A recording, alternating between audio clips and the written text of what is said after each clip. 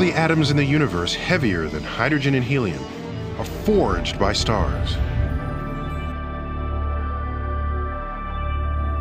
Stars are really interesting. They don't just sit there. Because they last so much longer than we do, we think they're permanent. Stars are the ultimate alchemists. They turn light elements into heavier ones. They get the energy that they need to glow that way. The star begins its life made out of hydrogen and helium mostly, about 70% hydrogen, 28% helium in the case of the sun. In a star's core, the temperature and pressure are so high that hydrogen atoms fuse together to make helium. Hydrogen fusion releases prodigious amounts of energy, the heat and light of a star. That's the story for 90% of the life of a star, fusing hydrogen to make helium. Eventually, though, the star runs out of hydrogen and begins to fuse its stocks of helium, making yet heavier elements. And so the way it works, and it always works this way, is that it contracts and it gets hotter. And if it can find something new to burn, whether it's the kitchen sink or coal or whatever, it'll burn it. Helium is taken 3 at a time to make carbon. You can add one more helium to that carbon and make element number 8, oxygen. That's a tremendous step forward. You get carbon and nitrogen and oxygen made in stars. Now this is great because on the board we already have the principal elements of life. Organic chemistry is the chemistry of carbon.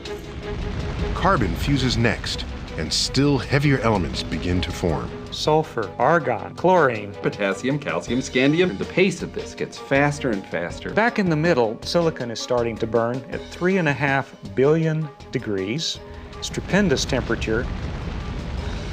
It makes titanium, vanadium, chromium, manganese, cobalt, nickel, and iron.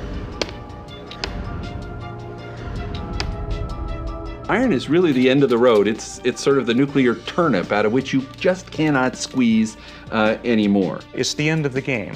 A star that has relied on fusion has come to the point where it has nothing more to spin. The star is suddenly caught in a disaster. There's radiation going out from the outside, but deep in the inside, there's no more fuel.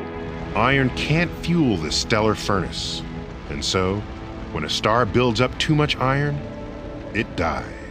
The core collapses, it bounces. And it begins to move out, first slowly and then faster and faster. And that sends a very sharp wave back out through the star. And now what was falling down is going out, the whole thing's blowing up. And you've made a supernova. The supernova explosion can be as bright as 4 billion stars like the sun. A stupendous explosion. Such outrageous energies overcome the iron barrier, cooking atoms into all the rest of the elements on the periodic table. So starting down here, you can go copper, zinc, gallium, germanium, arsenic, zirconium, niobium, molybdenum, technetium, strontium, rhodium, lutetium, antimony, ytterbium, tellurium, thorium, iodine, radon, xenon, cesium, francium, barium, lanthanum, tellurium, cerium, indium, actinium, xenon, thorium, protactinium, cesium. uranium. Done. That's enough elements.